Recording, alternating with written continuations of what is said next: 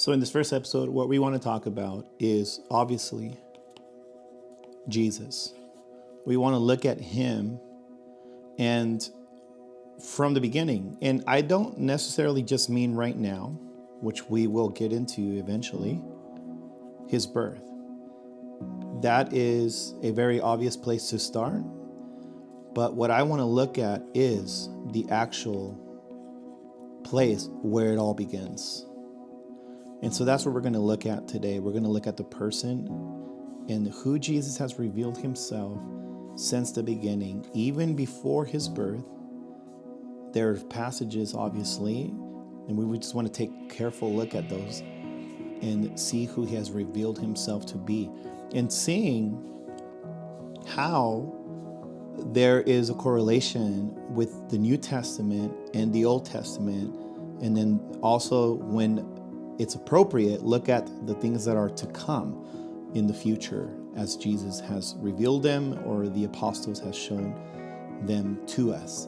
But before that, what I want to do is briefly mention to you the Gospels, in case you don't have this information, because most people are not going to spend the opportunity or the money or don't have the finances to get into a Bible school. And so one of the things I want to break down for us, because it may or may not even be something that Bible schools teach, is the four Gospels. And so we have Matthew, Luke, Mark, and then there is John. Okay. So here's a very important thing for us to know as we approach the Gospels and as we approach Jesus in the Gospels. And for that is this right here. These three Gospels. All right, let's take Mark out. Let's take John out for a moment. These are called the Synoptic Gospels. And what this means, it just basically means that they are a summary of the life of Jesus. They are a summary of events. They are a summary of moments. And they're not necessarily meant to be looked at chronologically. The one that maybe of these three that has it a little bit closer would probably be Luke. But they are trying to give you a summary, all right? The way to approach the Gospels is not as a biography, because if it is, they did a poor job. But that's not the purpose of it. The purpose is that they are each trying to show us portions or pieces of the person and the character and the nature of Jesus. But for the most part, just to give it a nutshell, Matthew, Luke, and Mark are synoptic gospels. They're summarizing places and pieces of the life of Jesus. And here is one of the most interesting things, that except for the last week of the life of Jesus, these three Gospels hardly or rarely mention anything that happens in Jerusalem. The one that does mention the stuff that happens in Jerusalem is John. John is, and it was a shock for me years ago when I figured it out, John is actually more theological than the other Gospels.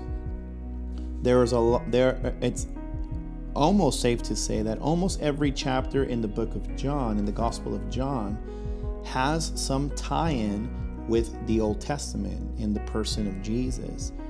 And so we'll look at that as it's fit and as we see it as we come along through those chapters. But the book of John, the Gospel of John, the way that many of us want to approach John is by we look at it the way that he described himself. The friend whom Jesus loved, right? The one whom Jesus loved. And so we want to look at it like this, like very intimate and thing in friendship, and there is all that. But it's very theological. John had a lot in there. And here's the other crazy part. So if you remember that the Synoptic Gospels are giving us everything that is happening in Galilee. I'm probably spelling that wrong. And John is giving us everything that happens in Jerusalem. That is wild. It's crazy to know, and it's just helpful to see it, to know it, because there are rarely anything from the Sea of Galilee or that whole northern part of Israel that happens within the Gospel of John. We see all of that, the whole area of Galilee, right here, which would be and maybe one of the closest places that John gets is Canaan, but what we see is everything from Nazareth and on, and in Galilee and the sea and the Jordan. John, if you start just looking at the maps in the Bible, that your physical Bible, you'll start seeing as far as John gets.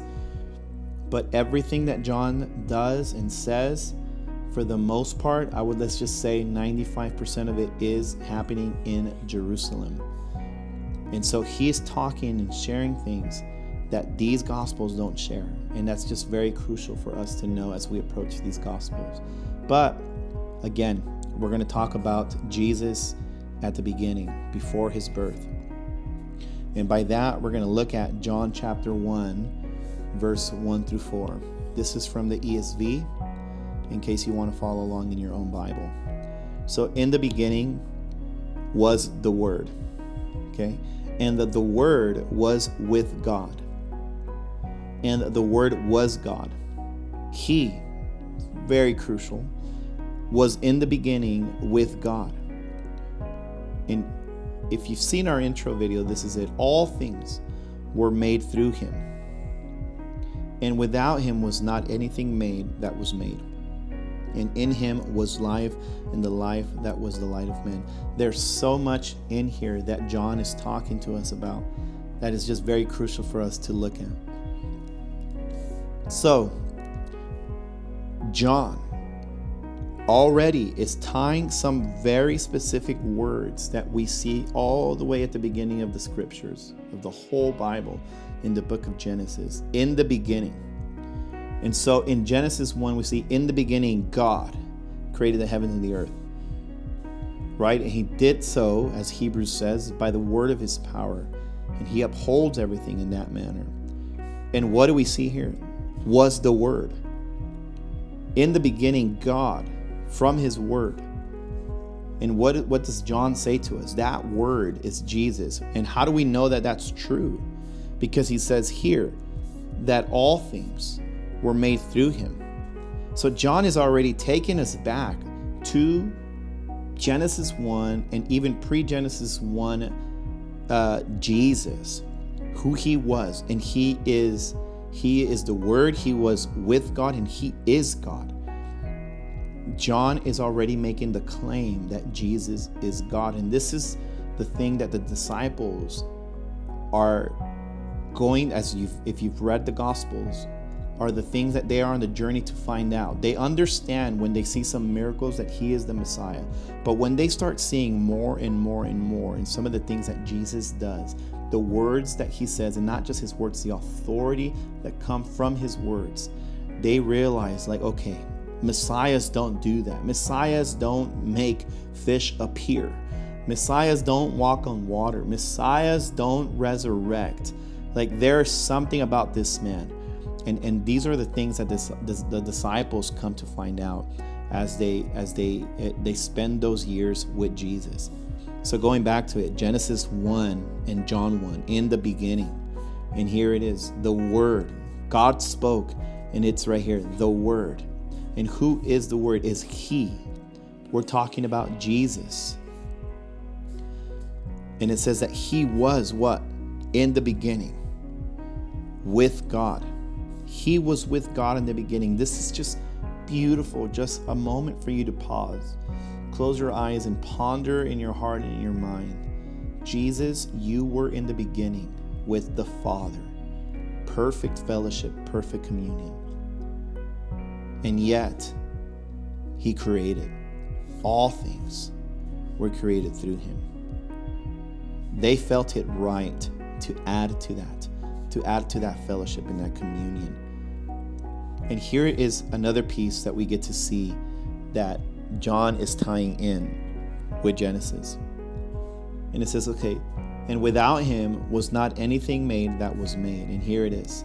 In him was the life. In him was life, and the life was what? The light of men. What do we see in Genesis? That God said, let there be light, and the light was good.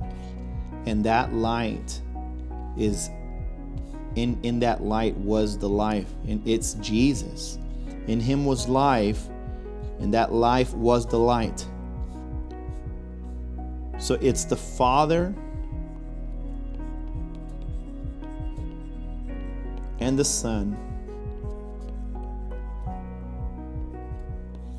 in the beginning. And it's perfect. They're together. It's the perfect fellowship, the perfect harmony. And it's just fitting and right for us to know that the Holy Spirit is there. And we get to see that in other scriptures where there is this fellowship amongst them. And we get to get a glimpse of that. And that's the parts that I love about the Gospel of John. This is, as we look at this, is that now imagine this.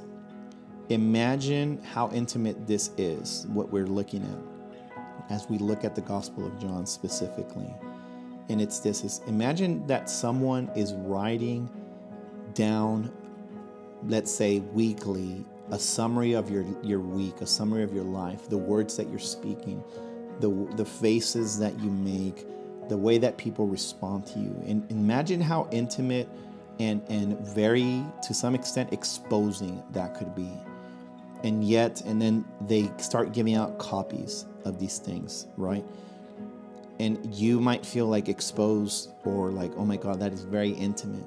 But this is what John does for us throughout his Gospels.